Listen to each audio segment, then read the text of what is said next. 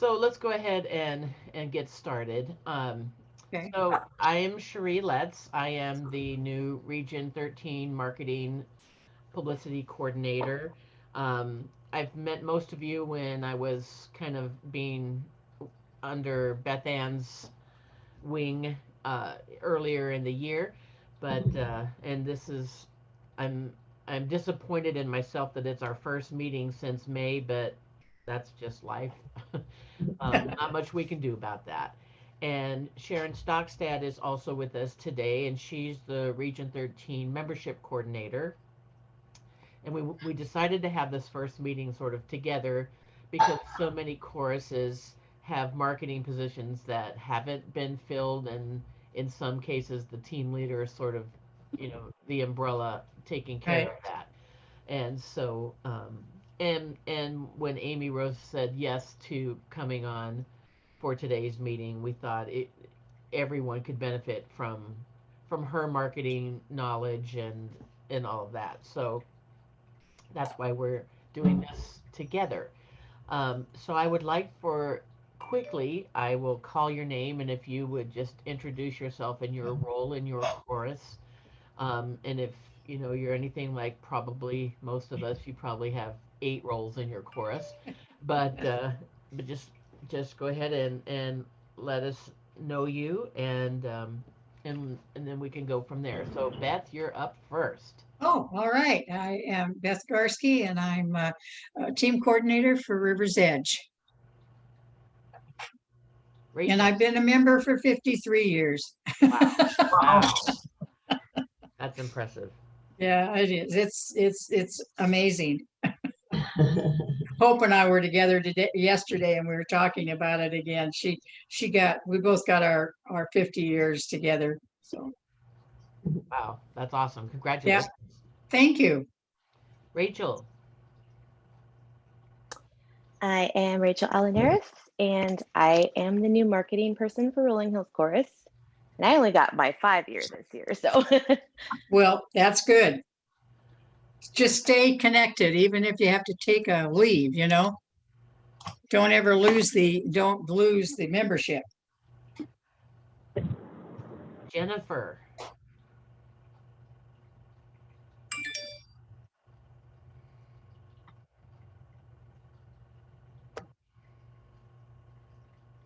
Still muted, Jennifer.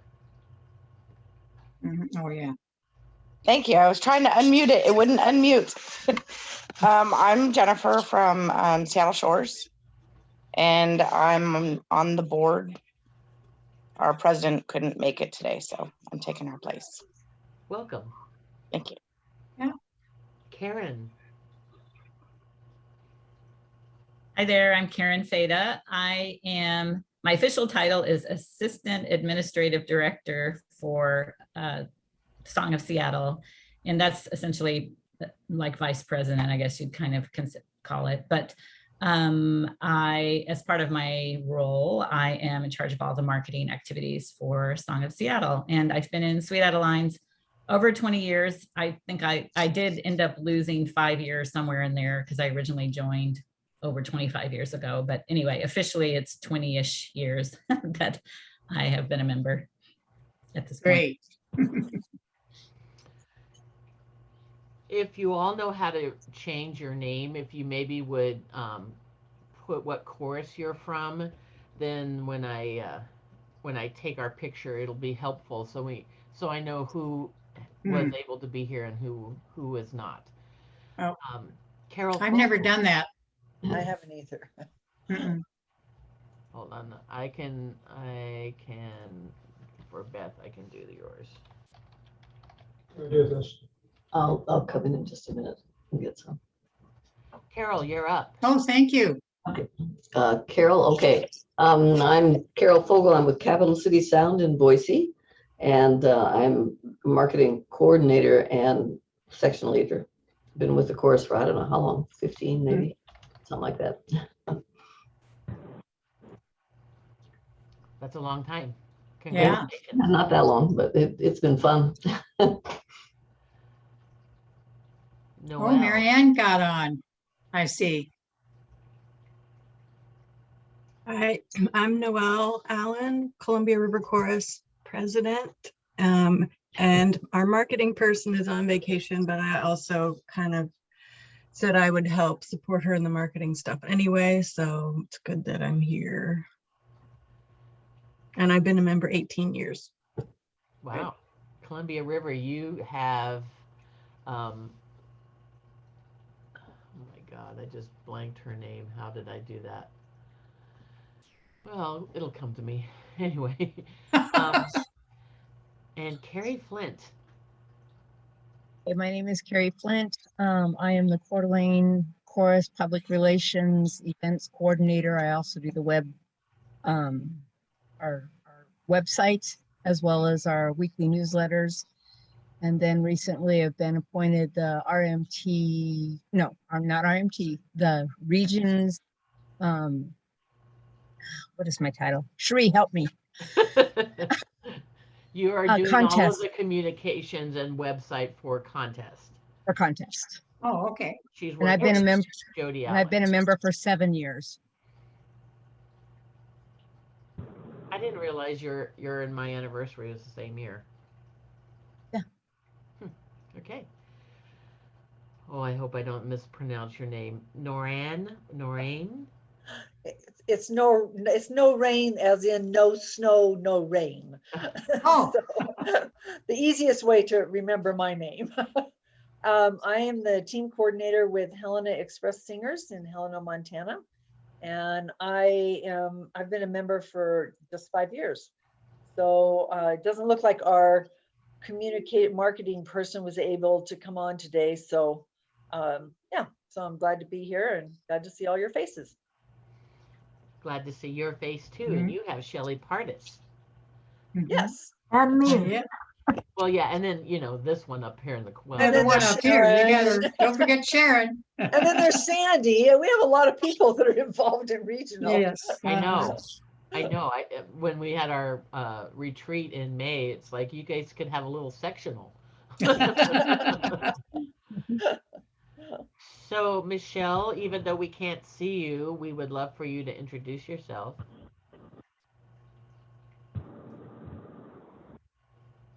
Gotta take a mute off. Sorry about that. I'm Michelle. I am the membership person for River's Edge Chorus, and I have been a member for, I think, 5 years now. Mhm. And a fabulous member at that. Yes. Mary Ann. Yeah, looks like We she can got have a on. River's Edge sectional. Yes, we can.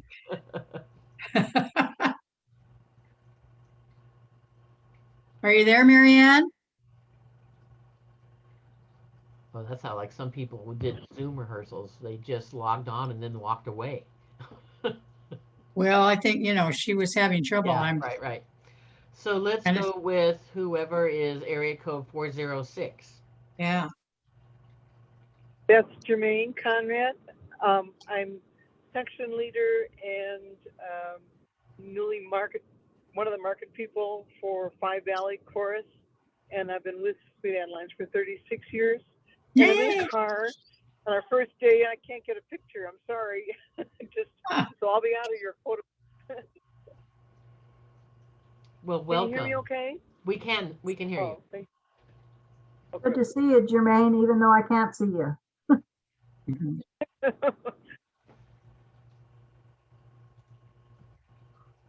And I will put you're on your phone, so I won't rename you. Okay, I think that's everyone.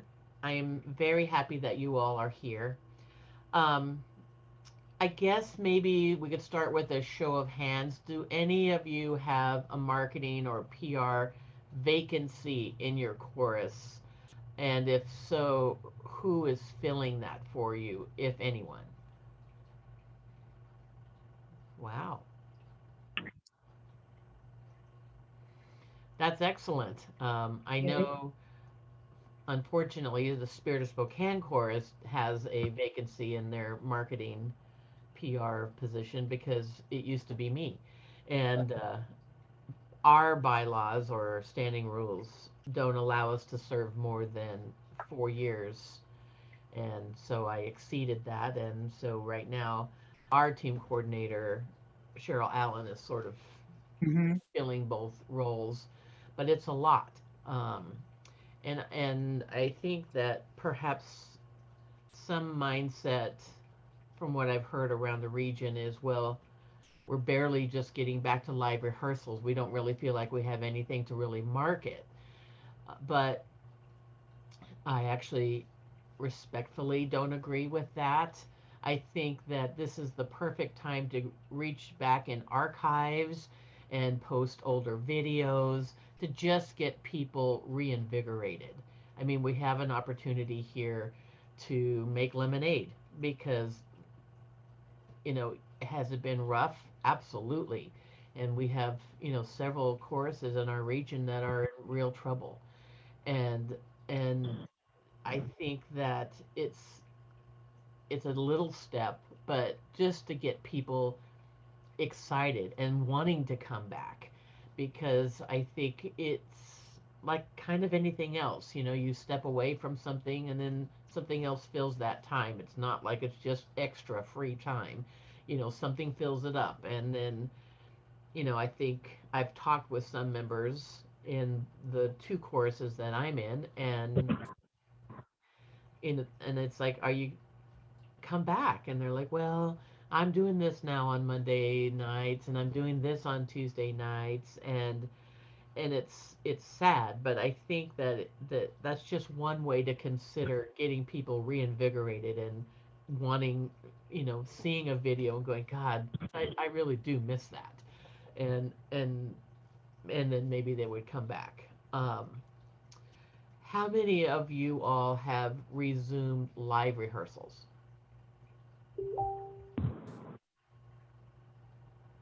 Excellent. Um, 5 Valley. Five Valley has. Yes, I'm sorry. Yes. So, are any of you in a position now? Every county is literally different, and every state. Because I'm in choruses in 2 different states.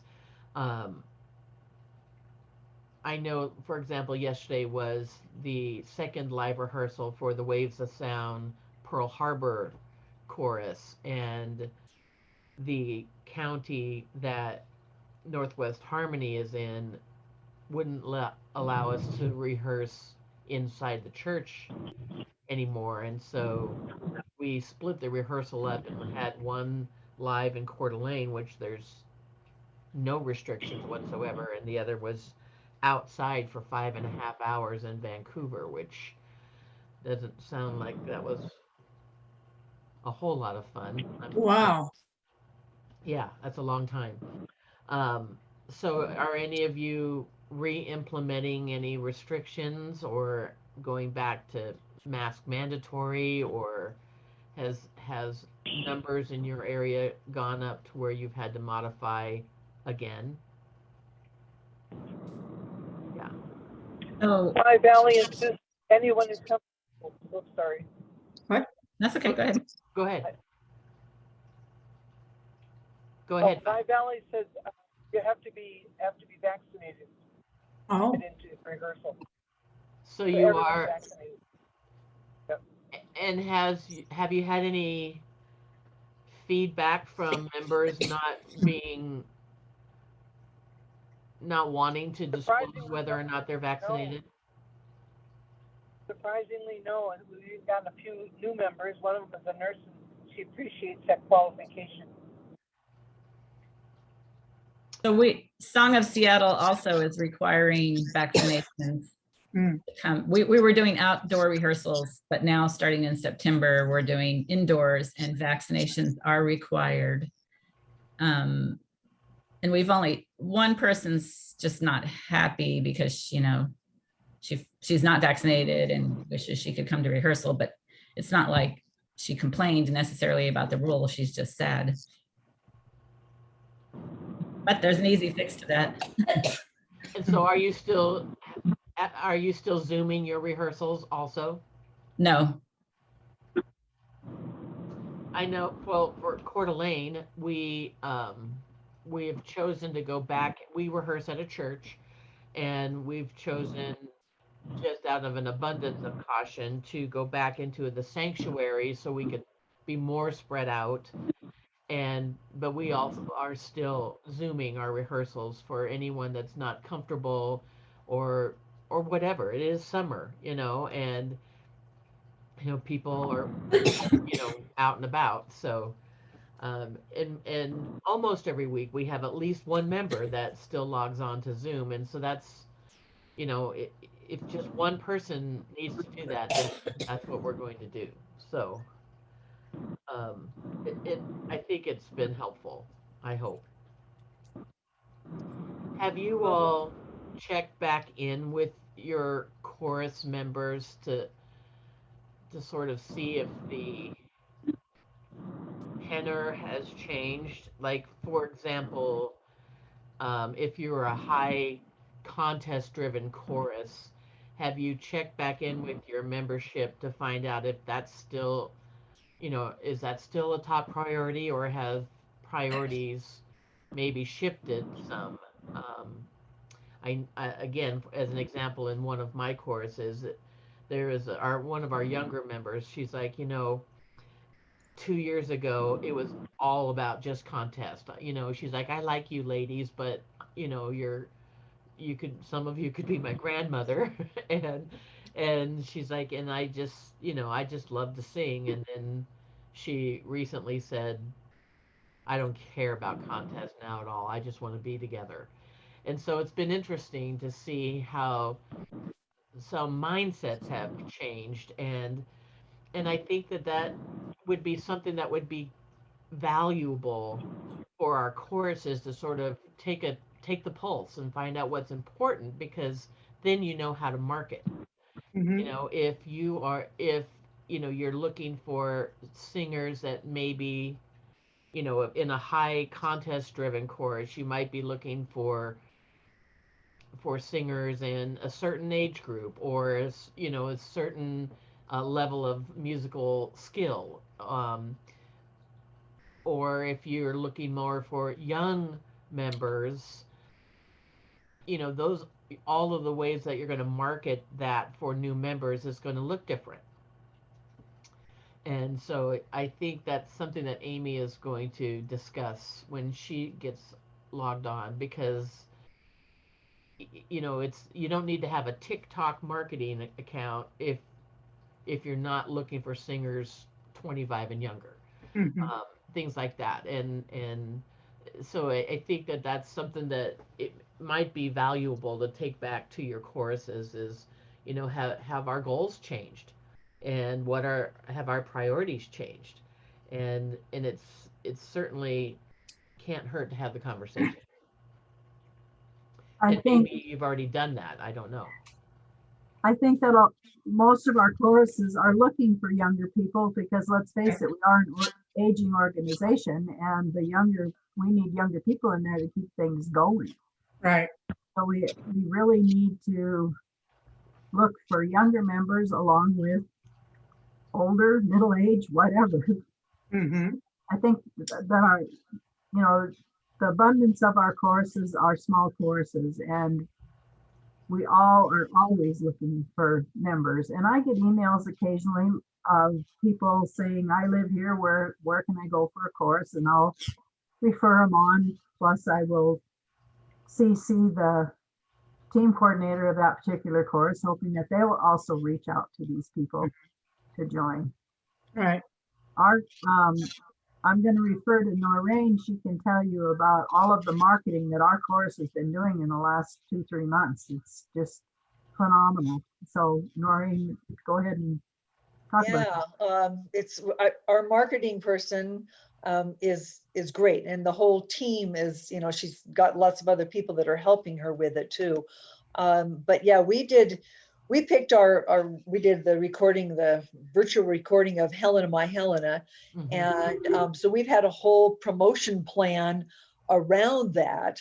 4 of our members, including our marketing person, did a great half-hour television interview with our local civic television was fantastic. That was fantastic. Yeah, wasn't that great? It was I mean, just, amazing. it was so good. They were all just perfect. So yeah, so we've been trying to kind of use that Helen My Helena as, you know, to kind of bring forth more awareness about our chorus in general. We're really lucky to have such an engaged group of people. And then I was just going to add in kind of back to the, we haven't had that discussion in our chorus about the goals of our chorus necessarily. I would say that we're not a contest driven chorus. I don't know if you'd agree with that, Sharon, but. Oh yeah. They have so much fun. They have so much fun. I wouldn't quit if they were for an Elna. So yeah, but as far as COVID, we just had this discussion over the last week about, you know, we've been practicing outdoors. We practice at the church as well, but we've been practicing outdoors for a while. But truthfully, the air quality is so horrible because of the fires. You can't sing outdoors. Right. Yeah. And so it's been fairly limiting, but we've done a lot. We sing at farmers markets, you know, a couple times a week, and we've just done a lot. And I think that we've been more visible in many ways this last 2 months than we were even before COVID, you know, trying to kind of gain more interest again. You know, one thing that you can all do is share, for example, the Travel In Tune that, I don't know if you all have seen it, for our region. It was fun putting it together, and there's a featured representative from all 5 of our states, and it's just wonderful. And you can go to the regional the Facebook page, and you can share that onto your own chorus website or Facebook page, either or both. Just as a way of, if some people haven't had an opportunity to create anything, and maybe they don't have any video media, but you know, the regional website and the regional Facebook page are good sources to share onto your own website, Facebook pages, and to, you know, just to let people know what's happening in the region. Any activity can never hurt. You know, the more you post on a Facebook page, the more you're going to pop up, and I don't really understand the Facebook algorithm, but I don't need to. We just post all the time, and so we're good. But that's just a resource for you.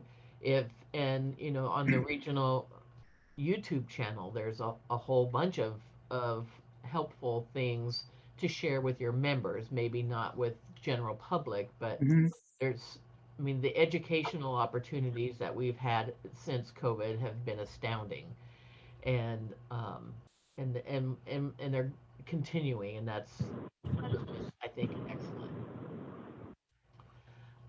How many of you, it sounds like absolutely Helen Express is, but how many others are actively marketing for new members at this time? So do you have so what are your requirements for guests as far as COVID goes?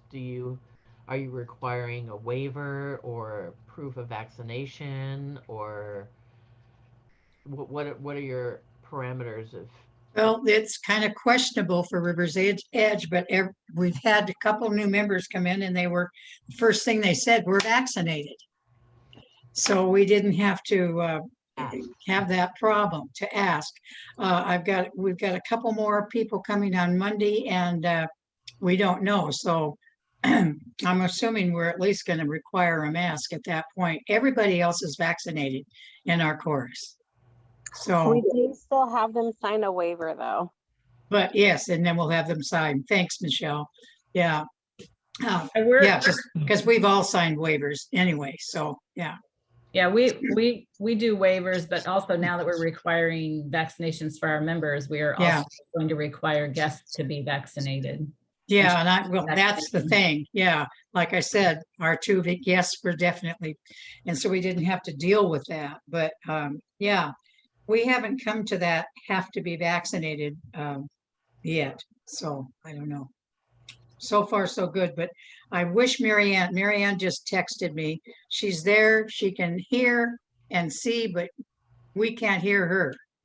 So she said, I'll just listen, but she's our marketing person.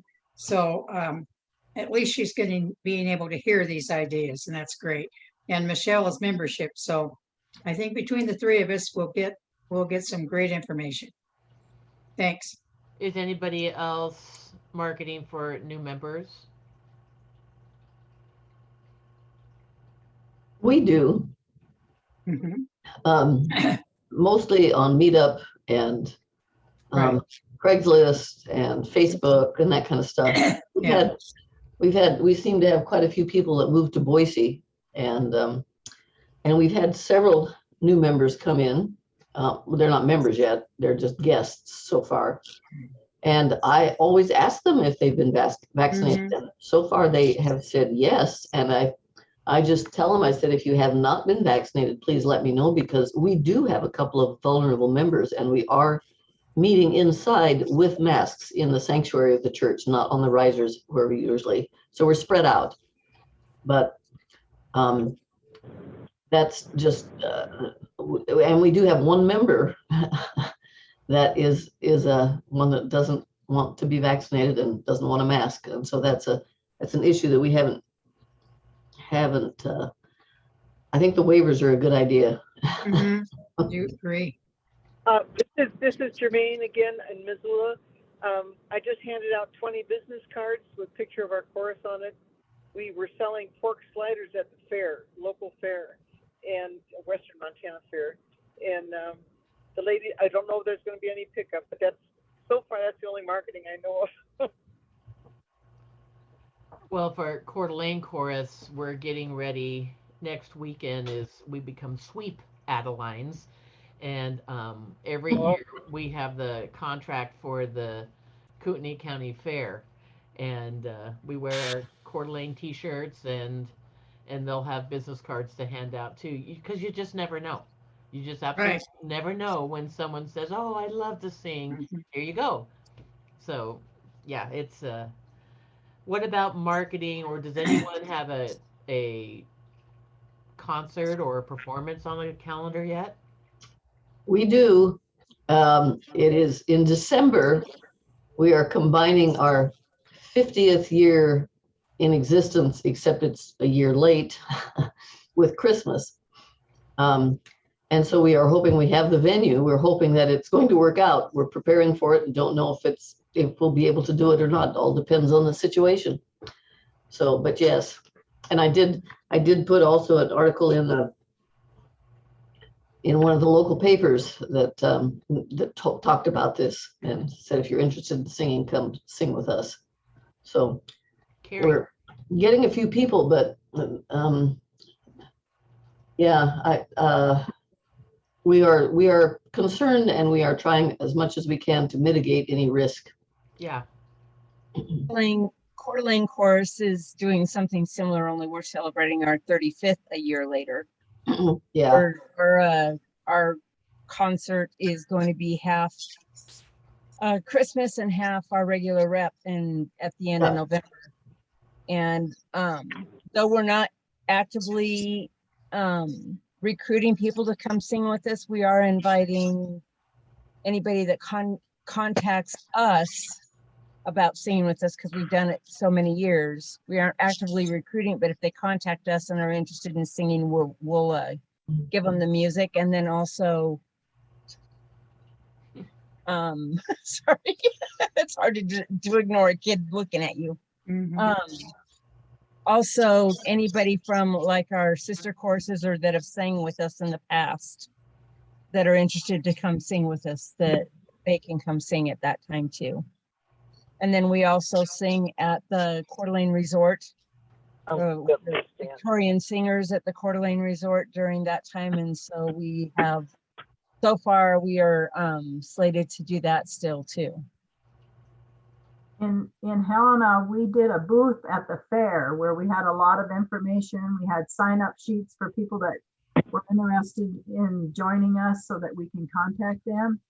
We also have a talent search contest every year, and we had kids sign up for that so we can contact them. And also, we're planning a Christmas chorus contest or concert this year, just like we always do, and it's free to the public. People bring cans of food for food share, and we have 2 different children's choruses that sing for that, and we had kids sign up, or parents sign their kids up for that so that we can contact them.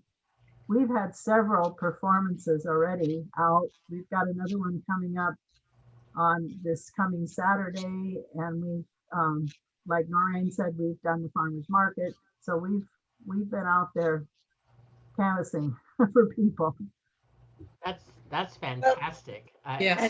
And don't let me add to what Sharon, because she negated to put on the list of things that we're doing, is that the Helen Express Singers is actually doing the opening for a Foreigner concert in Butte, Montana on September 11th.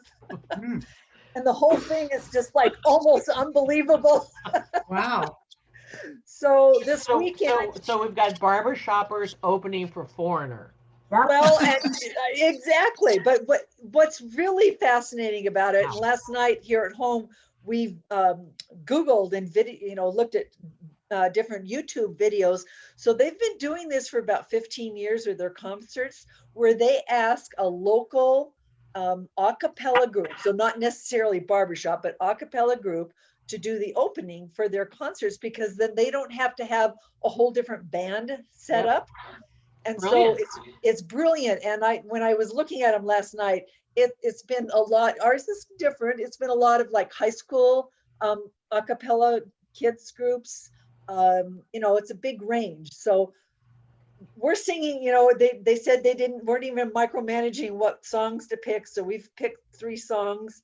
I was still really holding out to end it with Queen's We Will Rock You, but our 25 people, we weren't really sure if there was going to be a way that would work out. So somehow we need to build on that publicity, and we haven't talked about it as much at our team level, but we need to do that. So there's always a possibility it'll be canceled, because Foreigners already rescheduled this concert 3 times because of COVID. Sure, but you could still use it now. I mean, if we all worry about the what ifs, then we wouldn't be marketing or even meeting. You know, so it's just like I've said, for any chorus that has a representative of the Waves of Sound Pearl Harbor chorus, it's like, use that as a marketing tool. That's a big deal. There was a chorus on the coast that did open for Foreigner about 5 years ago. I saw they had put something on Facebook about it. Oh, good. So yeah, this is something that they do all the time. It's great. We're excited. Oh, no kidding. I mean, it's my mind is still blown, but what an amazing. We'll have to make sure we let Amy know about that. So, a great opportunity. The manager from Foreigner asked the gal that he's been contacting at the chorus how old our ladies were and if we could stand for 5 minutes. I said, tell them we stand on risers for 2.5 hours. Well, I do have 2 more questions, but I would kind of like Amy to hear those responses. So the last thing before we have Amy join us, and we still have several minutes, but we have 10 minutes. What can Sharon and I do for you all, and how often do you want to have these types of meetings? I understand that it's summer, but can't really go outside anyway now because of all the smoke.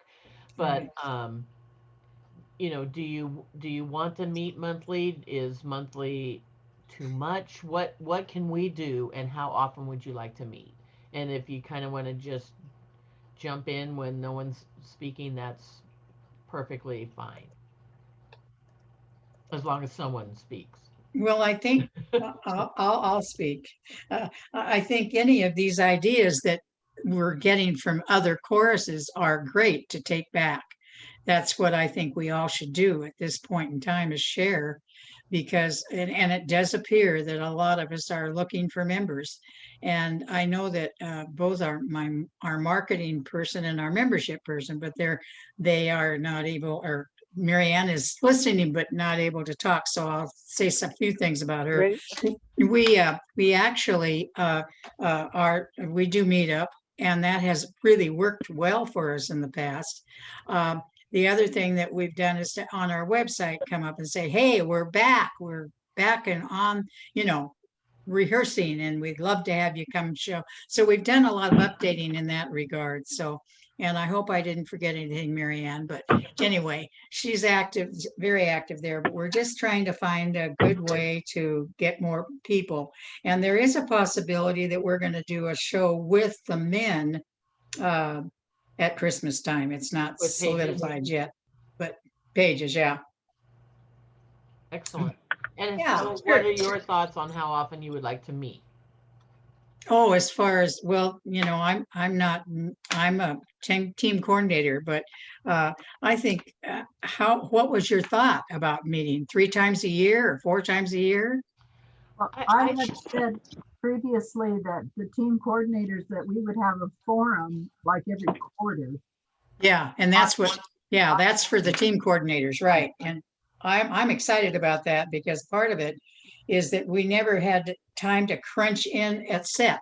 There were so many other things going on that I really feel good about having the team coordinators meetings quarterly. So maybe that would be a good thing, Cherry, Yeah, to do it. I was sort of thinking quarterly, unless someone needs an individual meeting, if there's Sure. I know that Bridger Mountain is having a lot of struggles right now, and so we're actually going to be discussing that in a couple of other choruses that are really struggling right now.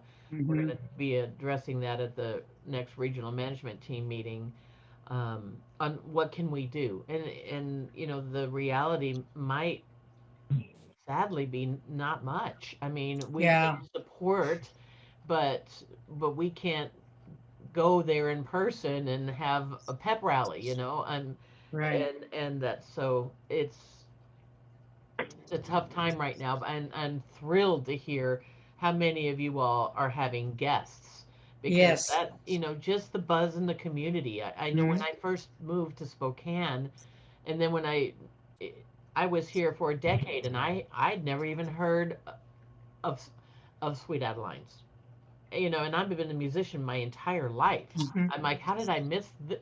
What do you mean you've been together in 60 years? It's like, how did I miss this? It's the best kept secret. Yeah, well, it shouldn't be a secret. No. So that's so why don't we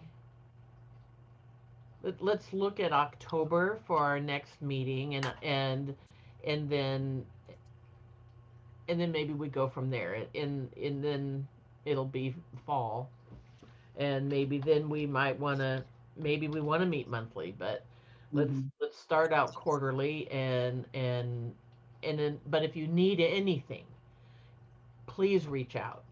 And I know that all of the regional management team are here for you, and if we can help in any way, whether it's fundraising ideas with our finance coordinator or anything like that, please reach out. We are here for you, but we can't be here if we don't know you need help, or need just to talk to somebody, or we have another pop-up meeting, because this is hugely valuable. And although we're never going to top opening for Foreigner, but we can try to come in a close second. Yeah, there you go. So yeah, so I'm going to go ahead and introduce Amy, and then I'm also going to pose the question is kind of twofold. What marketing tools are you currently using, and what social media platforms are you currently using? And then Amy will have an idea of where you all are at and where everybody is at. So I don't know if you all know Amy, Amy Rose, recently, her and her husband Donnie moved back to the Pacific Northwest from Tennessee. And I know that we are absolutely thrilled to have her back. And I don't think I don't even think they had planted their first rose bush before I hit her up to come and talk to us.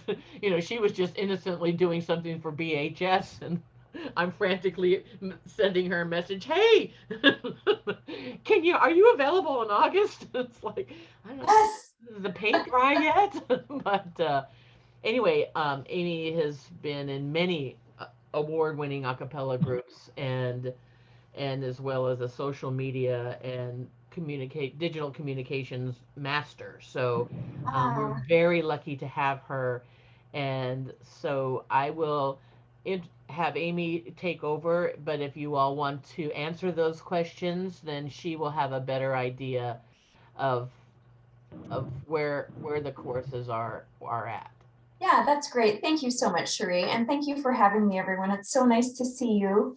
An invitation to come and talk about marketing is always one I will accept very quickly. So this is just a real treat for me too. So if you want to put in the chat kind of what digital media things you're using now. So Carrie, thank you, or Kari, I'm sorry, that I know people who say that both ways. It's Carrie. Carrie, wonderful. So just listing like that, what digital media you are putting out into the world, and what was your other question, Cherie, just so we have it top of mind? What marketing tools they're using and what social media platforms are working for Wonderful. for their choruses. Good, good. Thank you, Michelle. Great. Good. I'm seeing the theme, so that's great. And that's very common. So I am going to, while you're doing that, I'm going to share my screen and get my fancy slides up because it makes me feel fancy. I'm going to do that. And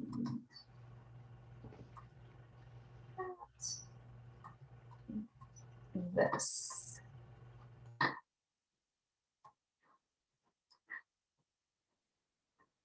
Okay, perfect.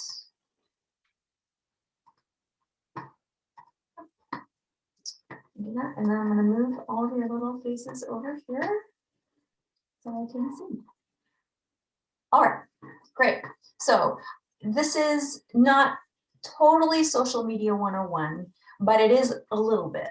So what I thought we would do today is just do a quick overview of what should we be doing, how do we do that, and a little bit of real talk about the realities of social media and marketing for your courses right now, and and then just some general Q&A so that you have time to just ask whatever burning questions you might have had, you might or might currently have, or that recently came up. So we'll my hope is to leave plenty of time for questions so that we can have more of a conversation. If you have, since we're such a small group, if you have questions as we go, I think it would be reasonable to ask them as we go instead of kind of waiting, since we're not a huge group today. If that feels okay, I think I'd prefer to do it that way. Great. So thank you for posting all of those things. That's great. Facebook, love it. A couple other things. Nice, great, good. It's gonna be okay. So I guess the first and most important thing I really want to share with you today is that marketing is scary for everyone universally. When I worked for VHS as the social media coordinator, I spent a lot of time talking people down about I should be doing this and what am I doing wrong, and I'm going to break the internet and everything I'm doing is wrong and I don't know how to start and all of these things. So I think first, it's going to be okay. Take some pressure off yourself, as we are women of action and we like having a plan and doing the things. And everyone is also super weird right now, and everyone is exhausted, and we're getting back to choruses, but also sort of not. And there's all of this stuff going on. So I just really want to convey that marketing is important, but it is not everything. And we'll talk about that a little bit as we go through. So first and foremost, kind of develop your mantra of we're learning and growing. Everything is weird right now for everyone. So it's going to be okay. So to dive into that, there are it breaks out into 3 tasks, right? There should be a plan around your marketing in big picture in general, and then plan around social media in specific. You'll need the team, whether that is a true team or a team of 1 person, and we'll talk about that. And then just kind of setting the tone and figuring out what it is that you want to communicate. Oops, I'm going backwards. So right now, I would say that social media for your choruses or quartets matters a little bit less, just with the way the world is right now. Yes, it matters. And I think that social media does a lot of things for you. It shows that you're an established entity in the community. You can be trusted. We exist. We're real. Lots of you have a website, which also reinforces that, which is great. It says we are active and engaging. So you want to follow us, and we are sharing exciting content, and we are doing all of these wonderful things, and you should be a part of it. Less so right now, but we create experiences. So there's the opportunity to come to a show or come to an event or come to a rehearsal. Most importantly, I think right now is we're a welcoming community. And I know that it's a difficult time to feel that community sometimes. And each chorus has its own journey through the past 18 months and their own journey through coming back together, whatever that looks like for your chorus right now. And so I think focusing on the community piece, and even internally with keeping your members in community with each other, is really, I would suggest, a primary focus. Is take care of your people, right? It's kind of the old put your oxygen mask on first. So there are ways that you can use social media to re-engage your members, to foster that connection within the people and the group that you have, and just kind of help everyone in a really stressful time, right? We lean on our chorus mates during stressful times, and we're all going through stressful times in whatever variation that is for you. So this is also a great opportunity to not just think about what are we doing about membership, which is important, but is really, in my opinion, not the most practical, useful, and essential part of your social media work right now. And we'll talk a little bit more about that as we go. Oh, why am I going backwards? What the heck? Let me do that. So yeah, there we go. So making a plan. It looks like many of you have completed at least 1 or 2 steps of this, so that's great. Picking a platform. It looks like just about everyone is on Facebook, which is great. If you're going to do just one thing, I always say do Facebook, because it gives you that one-stop kind of experience. Most of our audience is there, and it just makes a lot of sense in a lot of directions. So so that's a primary for most everybody, which is great. That is excellent. If it's working for you, keep it. Instead of doing a whole swath of different channels in kind of an adequate way, it's great if you have, as we all do, kind of this fixed amount of time and energy we can spend on this stuff. really lean into one and do it really, really well. And so that may be just making sure your website is always up to date and current, and then focusing on outgoing things through Facebook and making those your main channels. And that's perfectly fine. You don't have to be everywhere doing everything all the time. Okay, and then when it gets into what should we be sharing and posting, there are a lot of options. And especially right now, it can be, I think, overwhelming when we're not gathering and we're not doing things, and it's hard to exist in this world of we're suddenly not full of activity that is interesting and that is what we would normally share. And so there's a little bit of a, well, what on earth do we talk about now kind of feeling, and every chorus of every kind everywhere is dealing with that in their own way. So when I think about content types, I like to narrow it down into these three groups. What is easiest for you to create? And sometimes that depends on your membership and what skills and aptitudes they bring. If you have people who love to take photos and you have ready access to photos all the time, or you see chorus members posting photos about things, or you have a couple members who love to share a specific kind of content, those are your people. So, you know, and that's easy. Content that someone has already made is my favorite kind of content. And it's real, it counts. So if photography, if you have someone who's in there making little tiny videos or loves putting together, you know, slideshows of chorus events from the past or whatever, it doesn't totally matter. The best thing I find is to kind of groom and use the things that you can get to the easiest, because it just settles that down a little bit. You don't have to be making 5-minute videos in order to be successful on social media. You really, really don't.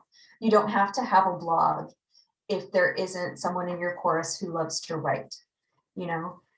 So think about kind of the types of things that your members or your leaders or friends of the chorus who are always around, who may not be members, think about those people and what kind of content. I know a friend of mine has a chorus, and a member's husband comes to every single thing with his professional camera and takes amazing photos and just sends them to her. And my gosh, if she's not using those for social, we're gonna have to have a serious conversation, because you have access to all of those assets and things. And those are really evergreen, and you can use them in a lot of different ways. And we'll talk about that a little bit. So think about what type of content is easiest and most comfortable. If you've never edited a video before, this might not be the optimal time to start making 1,000 videos, right? And what can show off your group the best is also a thing to think about. If for someone for groups that are elite singers and they have recordings and they do all these things, yeah, then it might be audio recordings, or it might be video, you know, virtual videos or things that you may have made over the quarantine times. But sometimes great videos or really interesting anecdotes or stories about chorus life, if you have a writer, or, you know, there are all of those things. So kind of look at those three things and they kind of group together. But that's a really easy way, it's a relatively easy way to kind of lighten the load a little bit and utilize things that are already in your sphere and that you already have access to. Lastly is frequency, and just figuring out what makes sense for your platform, and what can you execute consistently. That's the biggest trick. As someone who was once responsible for posting, you know, several fascinating things a day, even once daily is so much. It is so much. So kind of release yourself from the burden of thinking that we have to post every day, we have to be present, we have to always be there. You really don't, especially right now when we're a little bit limited on what we're doing and how we're getting together, and performing isn't really there, and we're in this strange in-between space. If you're sharing content once a week, if you're sharing content twice a month, if you're sharing content maybe a couple times a week, whatever cadence works for you and that you can consistently keep up on is really the best one. And so right now, if that's once a month, great. And or if now you have members who have some time and you want as a group to kind of focus some energy there, you can maybe think about wrapping that up. Maybe that is once a week or something like that. You can change that to suit what's happening within your chorus, but it's great if it's something you can be fairly consistent about. I found that keeps people looking for more a little bit, which is what you want. And so if it's 18 posts in 2 weeks right before the show and then nothing for 6 months, that's not a fulfilling social media experience, because social media is social. It's creating kind of a little bit of a conversation. So staying in regular touch is best for that. Any questions that I can answer so far? There is a question in the chat. Oh, great. Yeah, short video clips. I don't know that better exists. It sort of depends on a few different factors. So I would say if you have short clips and that's what you have, that can be very great. It doesn't always have to be a full end-to-end performance to be interesting. We all scroll through our phones and watch 20 seconds of a video or something, and sometimes we're like, yeah, I get that, that's awesome, and I'm still going to move on. Sometimes I'll stay and I'll watch the whole thing, right? We all kind of know our own viewing habits. So I would say that there isn't better. It depends also on the platform. On Facebook, you can do a little bit longer video, and that's fine. My preference is if you're going to post like an entire contest set or something that's more than 2 minutes, would be to think about doing a YouTube channel, posting full-length videos on your YouTube channel, and then linking to them and promoting them on your Facebook page, right? Or if you have some embedded video on your website, you can use your Facebook page to point to that versus a direct upload. There's not a wrong way. So I would also say experiment, and one time put up a short clip and see how it does. And then one time put up something a little bit longer, just play with it. There's not a single thing that always works. That is the great thing about social, and that is the heartbreaking thing about social, is it's like this ever evolving thing. And so it's a great opportunity to experiment. Yeah, so that's what I would say. There isn't better. Try both, see what looks great. And then Sherry, thank you. And talking about platforms, I know there's some discussion too about Instagram. Instagram is a great next step, since a lot of you are established on Facebook. If you have capacity to add more, I would definitely think about Instagram. One, because a lot of people are moving there because it just doesn't have kind of the drama and angst that Facebook has. It's not as angry, I like to say. Instagram is a great tool to use if you have a lot of photo content.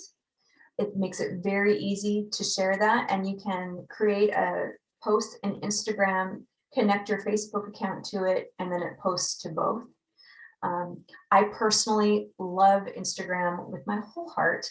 And so when I'm posting, just about every image I've ever posted to Facebook has come through my Instagram, because I just like the filtering. I like being able to make some artistic choices. I feel like the editing tools are so much better.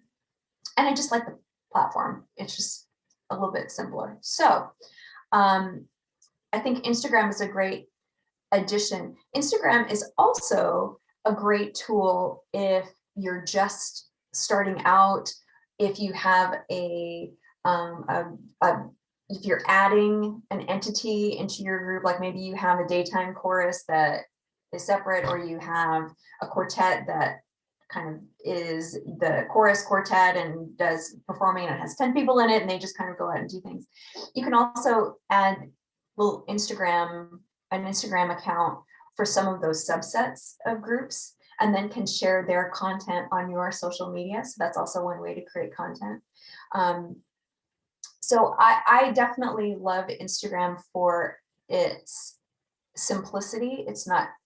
Doesn't have all the complexities of Facebook, and lets you do some different things. You can post video up to a minute very easily. And so that's also another great way to share clips and not have to edit together a whole video performance. It's a great place for those sneak peek things. I love showing like behind the scenes stuff with a black and white filter, because it feels more behind the scenes and adds some artistic element. And I don't know, I love that aesthetic. So you can play with those elements a little bit more easily in Instagram, because those editing features are built into the platform in a more functional way. So if you have time and capacity, and if you have people in your chorus that already love Instagram, you might have a conversation with them and talk about how you might partner up in that way. And we'll talk about forming the team a little bit further on. Cool. All right. So we talked about Instagram just now. Facebook, we've also talked about a little bit more. It's multifunctional. It has a broader audience. It can manage photos, videos, links, articles, free writing, all sorts of things. And it's great for really doing the businessy things that the chorus needs to do. If you can have the contact us, you can have a pinned post with your rehearsal schedule or an upcoming show or any of those things. So Facebook is really kind of the Swiss Army knife for sure in your arsenal there. Instagram skews a little younger. You are limited on like linking or posting links. So whereas on Facebook, you can say, click this link to go to our whatever, Instagram doesn't let you live link as easily. And it's just, I think because it was originally designed to be photos and visual oriented. Now, if you have a pro account, you have a certain number of followers, and there's a lot of things you can do some linking on Instagram, or you can do some link in your description of your chorus, link in bio. If you've seen that before, you can post links in your about section there. And I didn't see many with Twitter. And that's, again, another tool in the arsenal, right? It's character limited, it's faster paced, it's more headlines, it's a little more news oriented. And so I haven't, when I was working at VHS, we had a Twitter account, and I use that more just to kind of augment other messaging. It was not a primary thing, because we just didn't have a lot of engagement there, and our audience wasn't really hanging out there as much as on Instagram and also Facebook. Thank you, Shri. I see your question about a tutorial for Instagram.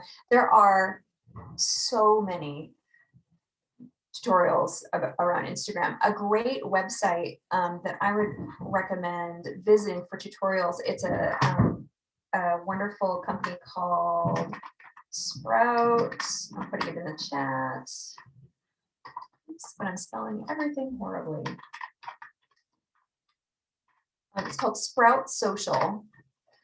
And if you go to their website, they have a lot of tutorials and a lot of articles and a lot of blogs that are really succinct and designed to really educate. I like their content a lot. There are tons of how-tos and tutorials and things that you can, that you can Google and look up. But I recommend the content on Sprout Social in particular. I feel like they have a great voice, and they break things down really well.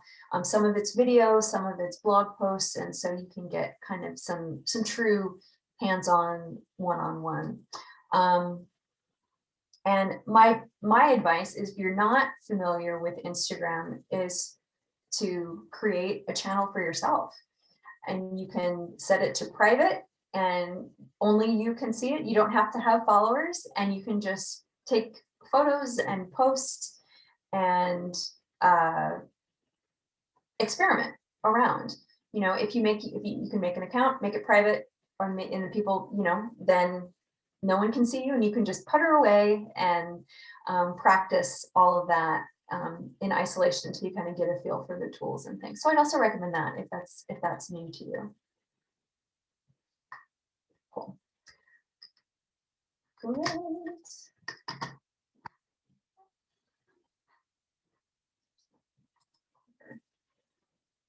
Cool. So we talked about consistency already. Just be realistic, give yourself a break. Don't make it into this thing you have to do. And also think about variety, types of posts. So the thing I like to, I'm not quite there yet. On variety, I like to think about, okay, if we're posting, if the schedule is once a week, it'd be nice to kind of think about how to mix that up. So maybe in a month, one will be maybe a collection of 4 or 5 photos about a topic, or about a recent event, or about a rehearsal, or whatever it is. One out of that month might be a meet our members, or a member profile, or meet the director, or whatever, with like a great photo. And maybe you have a set of 3 questions that you have everyone answer, and you kind of pull information from that. Doing things that crowdsource content from your members is a great way to end up with a lot of content all at once that you can then sprinkle in over several months. So it could be, you know, sending all of your chorus members like a 5-question little quiz that they can populate, and maybe 3 of them are kind of serious and 2 of them are maybe silly questions, or don't really, you know, or just kind of for fun. Well, if you get 20 members back, that could be 20 weeks of content, and that's a really long time. And man, that's going to feel great. So think about those things that you can crowdsource. It could be, okay, membership, send me your favorite barbershop memory. And then you have a document with all of those that you can just pull from. And you want to use an image with it. And so that could be a stock image. It could be a photo that you have from a chorus event. It could be anything, right? And so think about those kinds of things that you can collect a whole bunch of information, store it, and then you have a place to go. So at any given time, you could have a meet the members document with your little groups of answers to questions. You could have a document that's housing my favorite barbershop memory, my first contest experience. You could say, everyone send a picture of your craziest chorus costume that you ever had to wear. Or show us the picture of your first quartet and write a few sentences about that.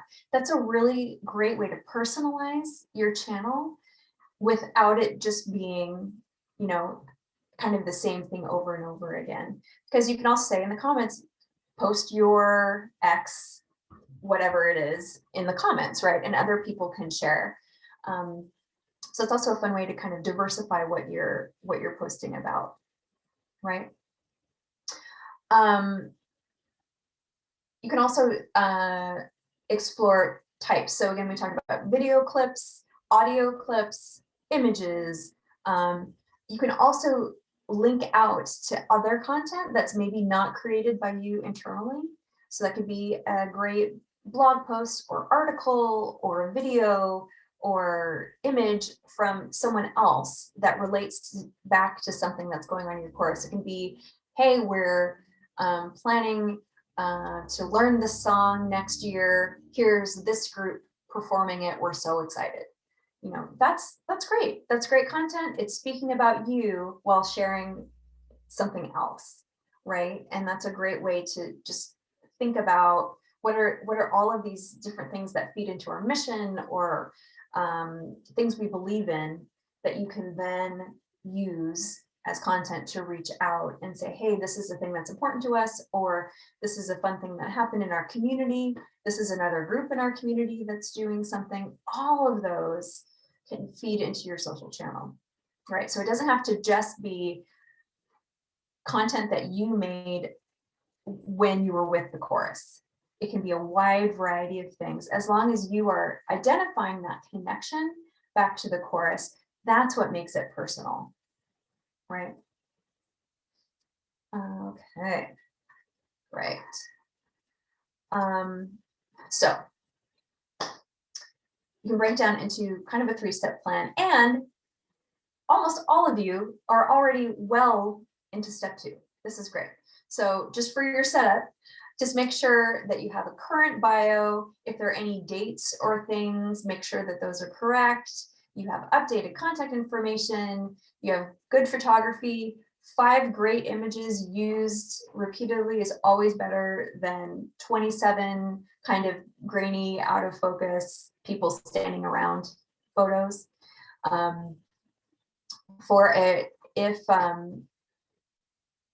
Let's see.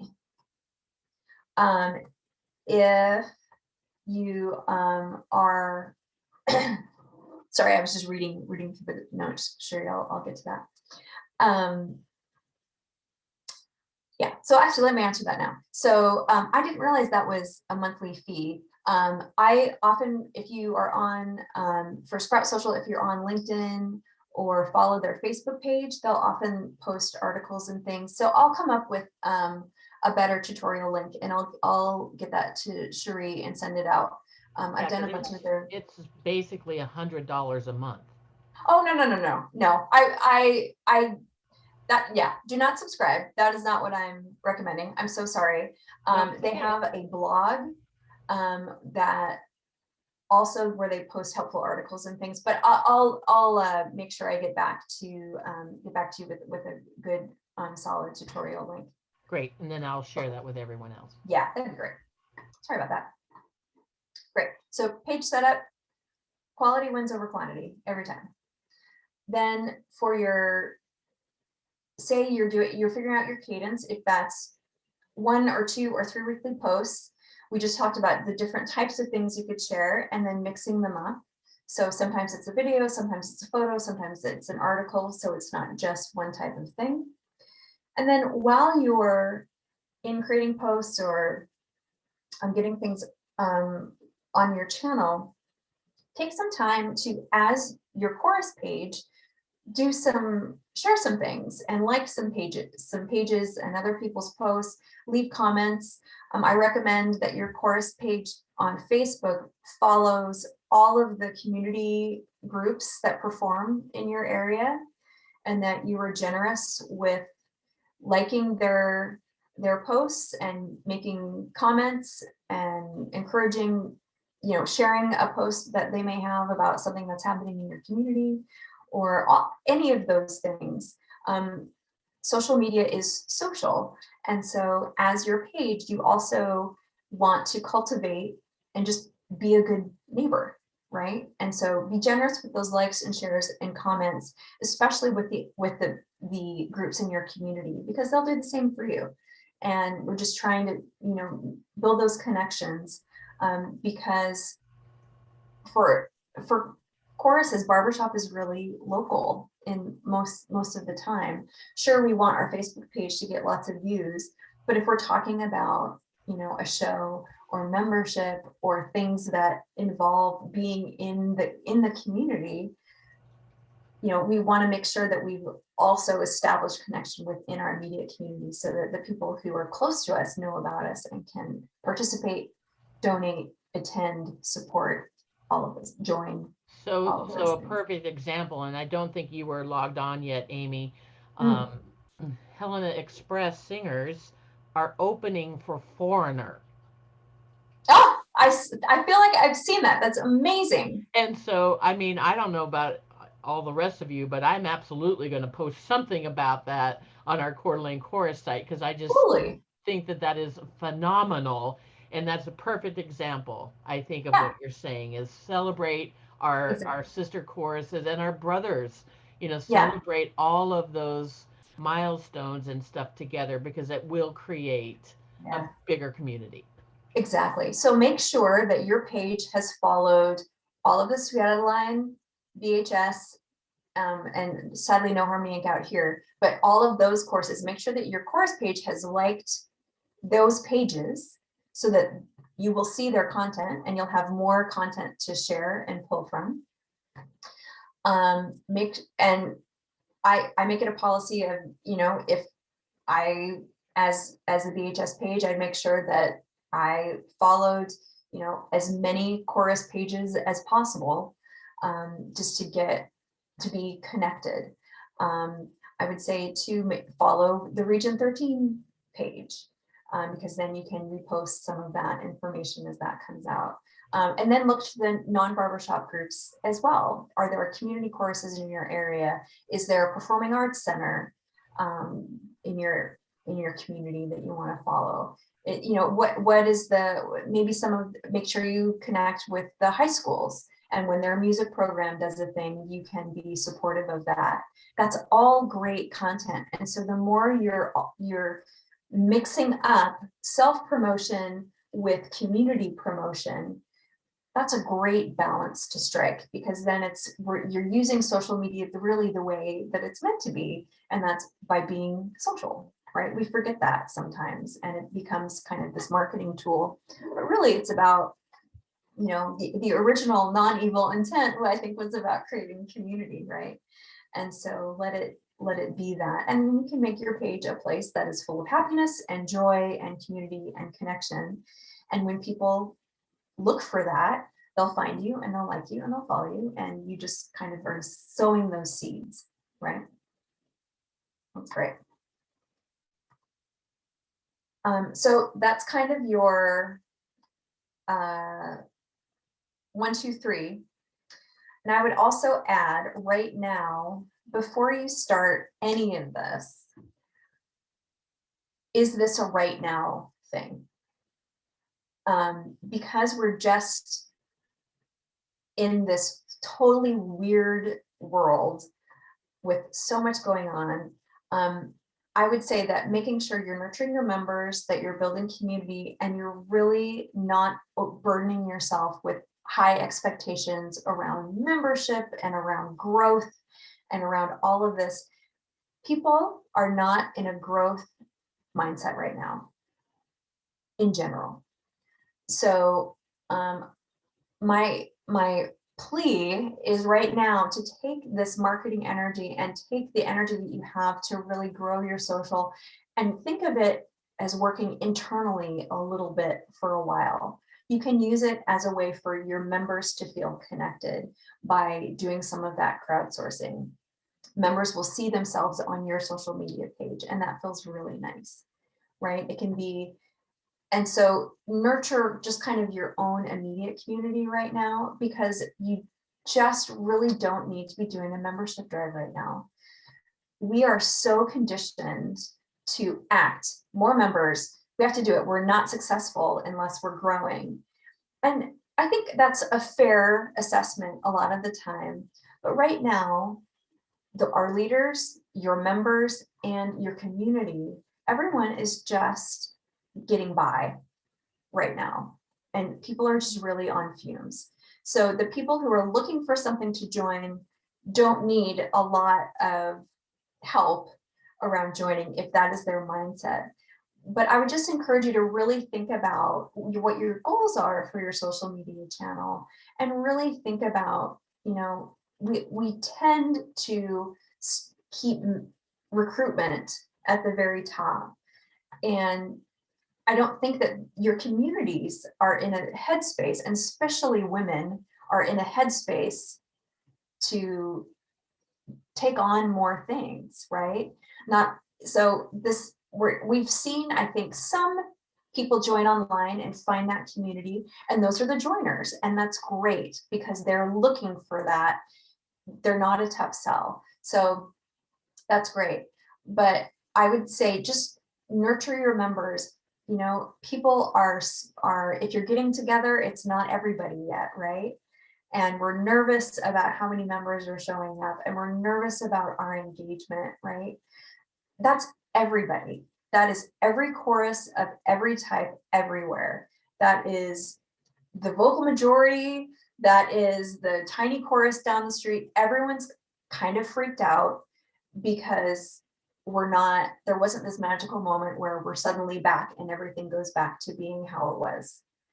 I think having that, I think we all globally kind of had an expectation that there would be a moment where we just kind of pick up where we left off. And we're collectively learning that that is not going to be how this is going to go.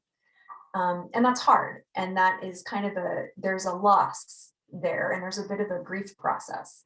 So really think about, as leaders, taking the temperature of your members and just kind of talking about some of those things. I think people are feeling some conflicting emotions around, I really thought that I would be so eager to get back and I'd get on those risers and it would feel amazing. And then I've done that and it doesn't feel the same. And I feel weird about that. And I don't know what to do with those feelings, but we're also not talking about it, you know? And so I think it's really important to nurture your members right now. Just have some easy projects that we can collaborate on. So maybe some of that crowdsourcing. And it's okay if not every member provides information. If not every member gives you, you know, the prompt, answers the prompt that you've sent out. It's okay. You'll have enough that want that and need that. And then you can start turning that into actionable posts, and people start seeing themselves in the chorus, and you'll get more participation, and it just starts helping people feel like they're a part of something, because not everyone can come back right now. Choruses are all in different phases of, are we gathering, are we not, are we outside, what are we doing? And so instead of just trying to force that all back together so it feels exactly like it did almost 2 years ago, like just let it simmer a little bit. Nurture your members, build your internal community, connect with the groups around you, because I guarantee you that the church choir down the street is having the same exact emotions and feelings. So kind of recognizing that this is a really complex time, and it's okay to feel weird about it. It's okay to be conflicted about it. It's okay to be nervous to go to a rehearsal. It's okay. You know, and I think the more as leaders we can make people feel like wherever they're at is okay, and just, we are here, be with us in whatever way you can. And if that's just answering silly questions in an email and that's how they can participate now, that's great, because you've reached out, you've made them feel like they're a part of what the chorus is doing, even though that's not a singing performance. Right? I'm leaning in really hard on this because so many chorus leaders they just want to do something to fix it. And that thing just doesn't exist right now. Everyone's in this really weird place and no one's really ready to just be back to business as usual. And so let that be okay. Let that be fine. Think of things that can bring us together. So that's my big speech about that. I think it's really important. And I think it will, in the long run, pay a lot of dividends, because then when we do come back, whatever that looks like, it doesn't have to be the same experience for everyone. So just meet people where they're at, find ways where you can work on group projects together that maybe aren't singing, but that are supportive of the chorus, that are happy, that are joyful, and use that. You can be tricky and use your social media to help your members feel like they're helping build the chorus, right? That's very touchy-feely, but I think it's really important right now. So when we get back to the nuts and bolts of things, one of the biggest challenges we all have is building out the marketing team. What does that even mean? You know, it seems like the marketing folks have high turnover. They're not always consistently involved. They're kind of in and out. It's not something that it can be a really tough, challenging task. So I like to break it down into 3 different areas of work, which I think aren't always the same person.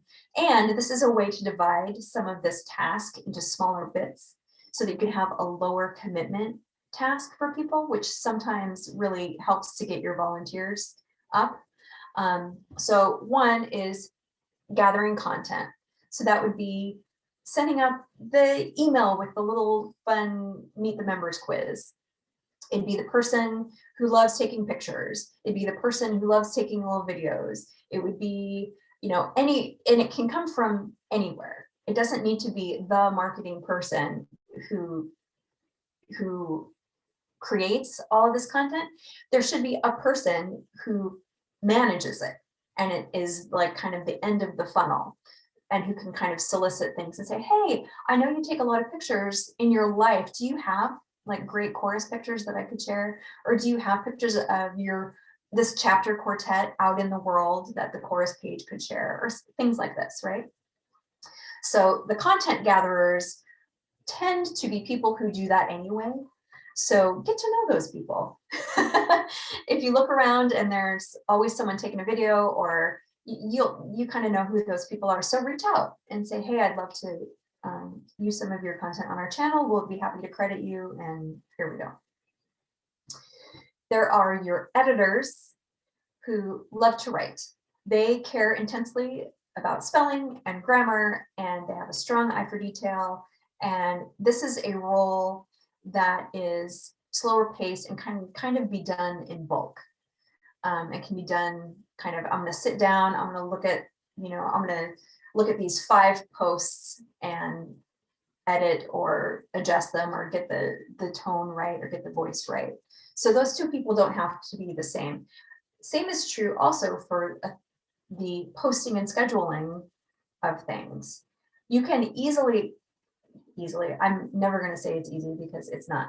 You can outsource those first 2 things and then have your marketing person just be in charge of scheduling posts and getting things out into the world. So you can kind of, sometimes breaking this down lets people work where they're strongest. And so you have everyone doing the thing that they love, but not necessarily doing all of the marketing things, which can be kind of overwhelming for people. So think about the members of your chorus and think about, if you have people that spring to mind for these different things, think about not making them the marketing person. No. They're just going to have this little tiny job that will take hardly any time. And we need your help with this piece. And fun fact, it's a thing you're already good at. That's a pretty appealing volunteer ask, right? So think about breaking those down a little bit and having a broader team. And it doesn't have to be official. Sometimes giving it a title is what spooks people. So create a team without telling them they're a team and see how that goes, right? It's just catching people doing the things that they're good at and using that in a contributing way and dividing up the workload. And real facts, I totally get it. Sometimes that is one person, and we'll talk about that because that's the reality of it. So here's our pop quiz. Who should run your social media? Any guesses?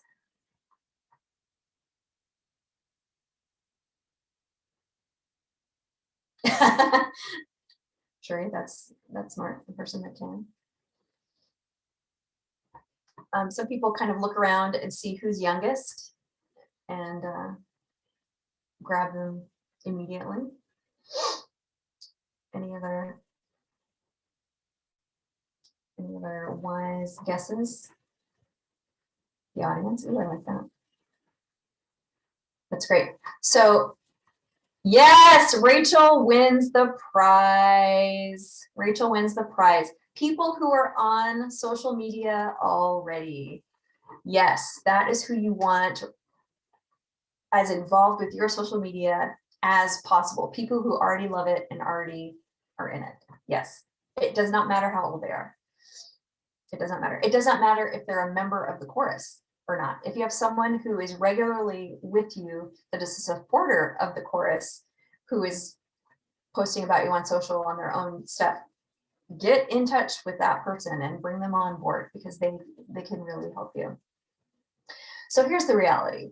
What if I am the team? And often, what if I am unwillingly the team and don't want to be the team and have been the team and I'm tired of being the team? That's kind of a bit of the reality we're in. I would say, first and foremost, if you can have your contributors, just line up a few contributors that can send you content, or people that you know are online a lot, or Sweet Adeline's Facebook, BHS Facebook page, like some of the organizations. Like, if you are really, really doing it on your own, then try to use as much created content as possible, and that will help you. So prioritize first, capture the most important things, focus on one channel and kind of pour your energy into that. Recruit your helpers, whether they know it or not, but really kind of have a way to have people contributing to that, and really set up a good system for yourself. And sometimes it can be, a folder with a bunch of different documents where it's like, this is the crowdsourced responses from the chorus about this. This is a folder with photos from our retreat last year. This is and just kind of create a little spot where you can keep those things. Another thing I like to do is keep a document, and as I encounter links in the world, as I'm scrolling through Facebook or looking through LinkedIn or any of that, I just keep a running document where I collect links of things that might be useful in the future.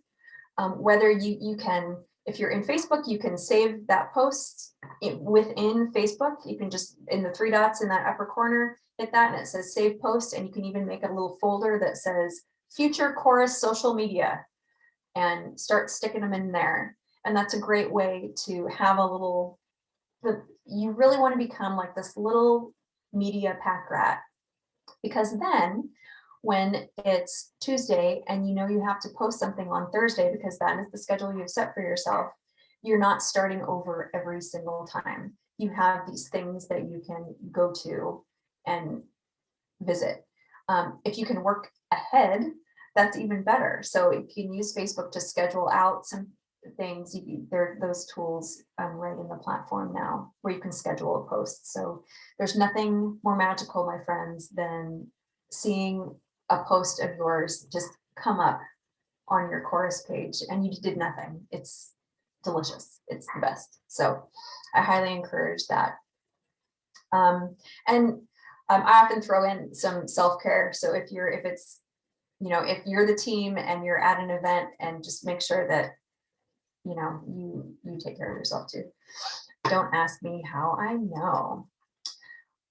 Lastly, I just wanted to add a little thing to think about voice and tone. I care about this a lot. I think it really levels up a channel when there is kind of a defined way that the posts read, so that there's really a voice. So that would be things like, if a page is posting, it's not, I was looking through my photos the other day, and it's like, well, the chorus wasn't doing that. That's a person, and so I just kind of figure out some of those little guidelines. I like to encourage maintaining a positive tone, always, always, always, and kind of know what voice you want to speak from. Usually it's if you're an expert about your chorus and you have things to share. So what we talked about when I was at VHS a lot was you kind of want it to sound like the person on the risers next to you who has something exciting to tell you about barbershop. And it has that kind of voice where it's someone who knows what they're talking about. They're not overly impressed, but they're excited to share. I think defaulting to a positive, happy, I can't wait for you to see this vibe is really a easy one to keep. If you do have a team, and really with your leadership team, I know it's mostly leaders here, kind of set some guidelines for what do we not post about? How do we handle moderation? How often? How do we answer questions? What do we do if something kind of goes sort of sideways? Just have some basic guidelines in place early before you need them, just to kind of give you a baseline.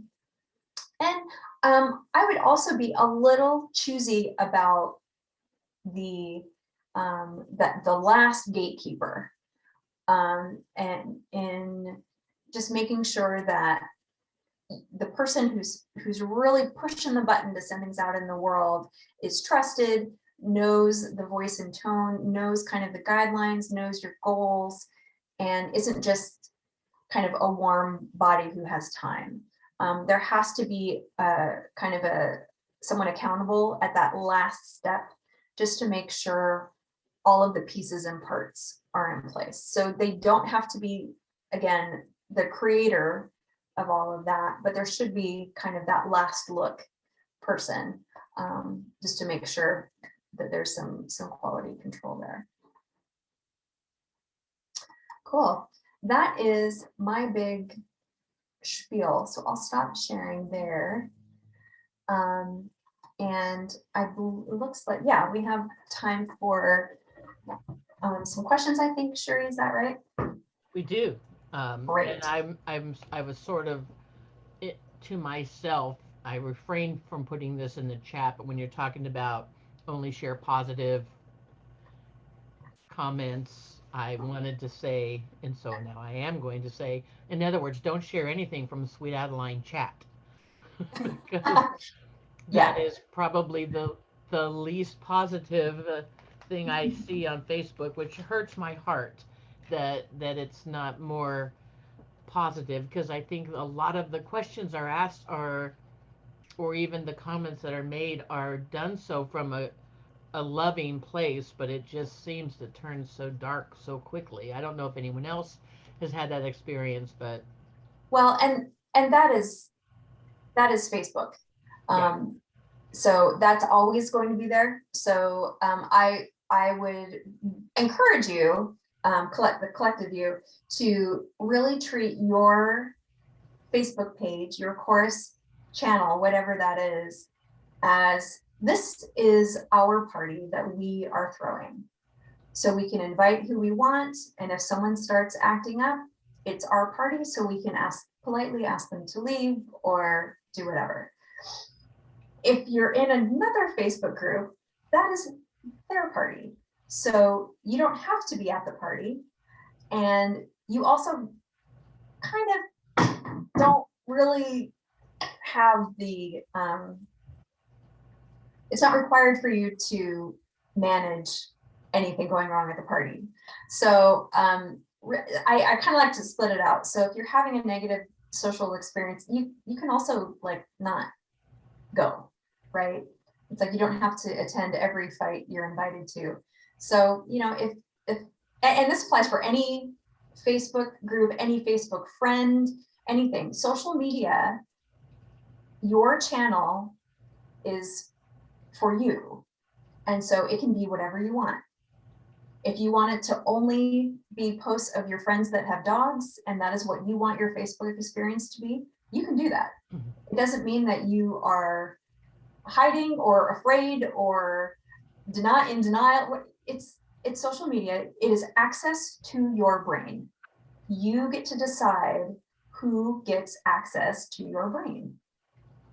So if you wouldn't, so my general advice on that topic, Sherry, then we can, Sherry, and we'll move on, but is if I go by, if I wouldn't have this conversation with this person in real life, I'm certainly not going to have it at my keyboard or on my phone.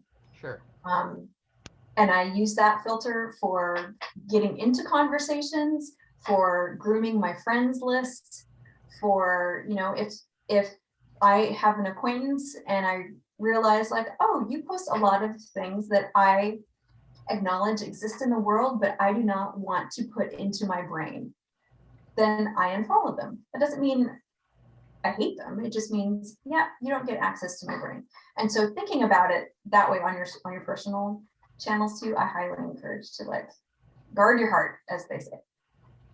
Excellent. So a side note. It's great. Are there questions I can answer?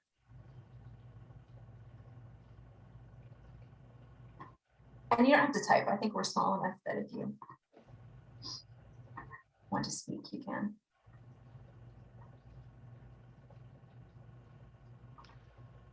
So every director would be impressed right now that everyone is so quiet. I actually have a question, Amy.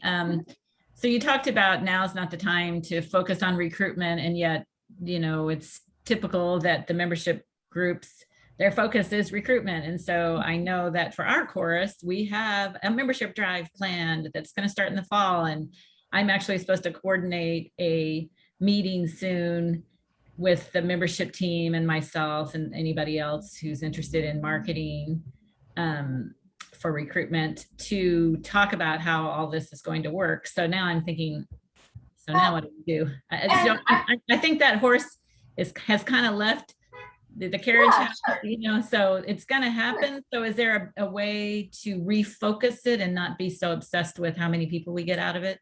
And I think that's what it is just entering into it with eyes wide open and awareness that this is a really challenging time to be exploring growth. So I would say keeping realistic expectations. And so I'm not saying don't do it, but I'm also, it's not going, I guess, so many times I want to say doing a membership drive is not going to fix the way your chorus feels right now. And so I do feel like sometimes we do those membership things as a way of kind of a collective eating of our feelings, because it's like, well, things, that's what we know to do. We have membership drives, we recruit, and everything will get better when we have more members. And that's every group ever. So I would say, Karen, definitely, as you enter into that, think about what success looks like. What does success look like given where the world is right now? What are our goals?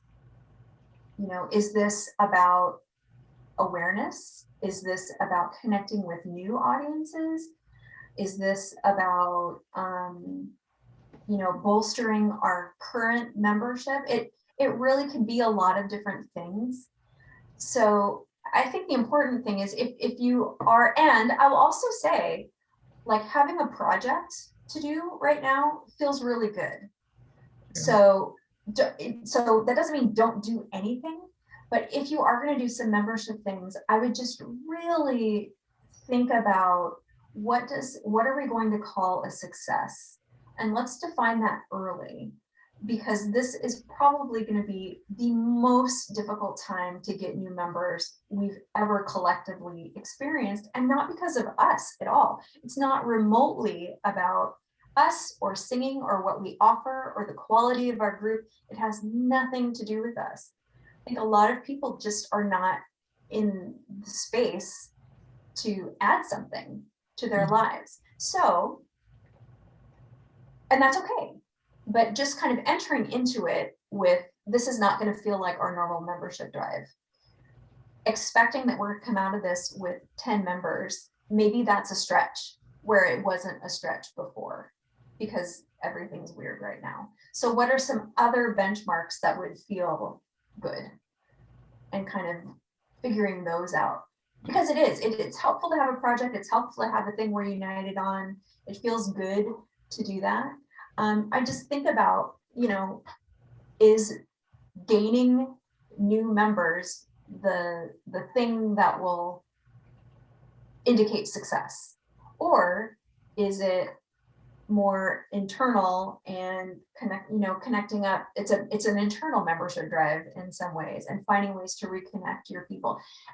Every chorus is in a different place, so there's definitely not a solution that works for everyone. And so I think as long as we're all thinking about where are we, where are our members, what is our goal, let's stay realistic, and let's define what success looks like so that we can keep track of it instead of just kind of, doing the recruitment thing that we just kind of do, because that's the thing we know to do. Right. I love the idea of perhaps making it more about increasing our community awareness, the awareness within the community of us. Yeah. And yeah, just the community building aspect, not so much the focus on how many people do we get out of this, but how can we just make people more aware of the fact that we are here, we're still here, we are re-engaging, this is what we're doing. Exactly. And yeah, that's great. And that's a twofer, because people are going to be made aware of the chorus and go, oh, I have to be a part of that energy, Right. And so it's really a subliminal membership drive. So, Right. and especially inviting back for a membership drive, to invite members that are not coming back right now, and so they see what they're missing. I think at this point, since we've had COVID and a lot of people have left the choruses and left Sweet Adelines, that the choruses should step back and plan and figure out what they really want for their future, what they see their chorus looking like. And doing the community involvement and doing things on Facebook and all of that is going to make the community aware of your chorus, and you will get members through that. We've got two new members since we went back. But a lot of our small choruses are struggling. So I really think that stepping back and taking a look at what you really see your chorus, what you want for your chorus, setting some goals is going to be helpful to a lot of those choruses that are struggling. Yeah, it's such a hard time, and everyone's in a completely different place. And so being just kind of real with and really understanding where your members are at, this is a great opportunity for that, and having those conversations and how's everybody doing? And yep, it feels really small right now. It sure does. And just letting that be okay and letting that be normal. And you had something to add, Beth? Sorry, I interrupted you. Yeah, go ahead, Beth. Oh, okay. I was just going to mention that, yes, it's great to get members, and the members that we've received have been quite easy. I mean, through somebody that knows somebody. But our biggest right now is we're a singing group, and we've been not singing all this time normally. And so our plan is to get a plan we've picked out certain songs. We're working on songs that we're going to compete with, hopefully. And so that's where it is right now in our little chorus. We're small too, but we seem to be getting some new people too, but we won't be concentrate fully on that because we want to get better each week in our singing capacity. So just thought I'd mention that. Well, and one thing too, like that journey that you're on, that's content. That is relatable, useful content that, oh man, that we're all trying to do it. And so documenting some of that. Yes. And sharing about that experience and kind of normalizing things feel weird, friend. Wow. This is really strange. And it's okay. It's okay to show some personality on that. So that type of thing is a fit for your chorus, you know, kind of your public facing chorus. I think that's a cool thing to document and use as a part of your experience. So, yeah. Thank you, It's Amy. being willing to be vulnerable, and you know, and what you know, tagged on to kind of what you were saying earlier, that you know, it's okay if you're not feeling that rush of emotion. I mean, I think all of us to some extent thought the very first time we hit a chord, we're all going to completely break into tears and have all the feels and stuff, and I think we may have had that, but maybe our expectations were higher than what the reality was, because the reality is it's taken Spirit of Spokane weeks to ring those chords again. You know, I mean, it's just I mean, shoot, we do vocal warm-ups and we're like, are we done? I'm exhausted. Yeah, exactly. You know, and so I think that it would be, I think that, I don't know about Sharon, but this is giving me some thoughts for the next regional management team meeting, is maybe checking in and getting little videos from our choruses to have one larger video to put out there saying it's okay if you're struggling right now. Perseverance is what's key here. And another thing too is just remembering that not everything on your social channels has to be you. It can be, you know, shared posts from other groups. It can be videos from all sorts of resources, all sorts of places, that, and just framing it as, you know, we're working on this song, or we're looking forward to whatever, or this message is important to us, or this is how our members are feeling, and maybe, you know, whatever that is. You know, it doesn't have to be just you. It can be any variety of things. So also don't burden yourselves too much with, oh, now, okay, we have to do all these things, and we have, you know, it's tough to, when we can't stand close to each other, to take pictures at a rehearsal. It's hard to make 16 people standing in a circle look interesting, right? I get that. And sometimes that's what we have. And so it's figuring out, you know, how do we do that? What is, you know, do we do a collage of everyone takes a selfie at the rehearsal and we do a collage? Is it that we stand, you know, we have someone else kind of stand at a crazy angle and we're looking up? It's thinking about, you know, finding those visual folks in your groups to say, okay, so we're going to have a small group and we're actually getting together, and we're going to wear a mask, or we're going to do whatever. How can we capture what that feels like? And take a few minutes and do that. You know, this is not the same, but I know for my family, some of our favorite memories together are when we've had family photos taken, especially now that the kids are grown, because we basically got together and then we just kind of stand around hugging each other for a while, and we're just working on this thing together, and someone else is in charge. So, you know, putting someone else in charge a minute of just kind of organizing us around, and maybe we're still spaced out, and, you know, and like, let's collaborate on taking a great photo of our experience and our love for each other. That's a legit chorus activity, especially when singing isn't always on the docket, right? So finding some of those collaborative things that we can do together that support the chorus, that feel good, that contribute, that's all meaningful time. And it feels weird for us because we are a singing organization, and that's what we do. But that's not our only measure of success. That's not our only measure of community. That's not our only measure of connection. I think that people out there in the world and our communities are looking for something new, something to do, because they've been sitting in their homes and not doing much for the last year and a half.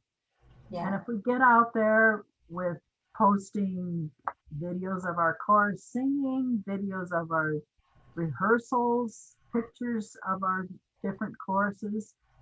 They'll come. We'll get the members. Yeah. They're looking for something. Yeah. And don't rule out like that crowd surfing or going back into the archives, or, you know, who has old photos from the early years of the chorus and sharing those out. It doesn't all have to be, you know, photos with a great story are wonderful. It doesn't always have to be a video. And so often we kind of get locked into that, but it can be a lot of other things too. It can be, you know, someone visiting a former member who was around for the beginning of the chorus and maybe interviewing them, and writing an article or a blog post or a Facebook post or a series of Facebook posts, whatever that is. If you have some energy to spend on collecting some of that stuff, you can string that out and turn it into a series that's personal, that's relevant, but that doesn't require gathering together, you know. Excellent. Anybody else have any questions? We're about out of time, and I don't want to leave any questions out. So, well, let's pose for our picture. Oh, yay. That's fun. Okay, on the count of 3, do something goofy. 1, 2, 3. Well, we're not a very goofy group. Okay, we'll try it again. 1, 2, 3. Excellent.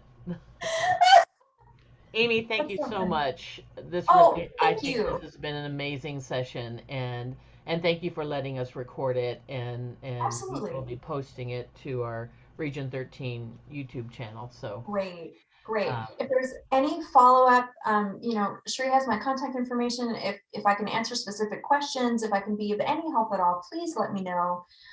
It's such a crazy time, and it's just so hard to do the work of the chorus when you're just trying to like keep it together, frankly. So thank you all for your work and for, gosh, all of the time that you're giving. If you're willing to share your slides.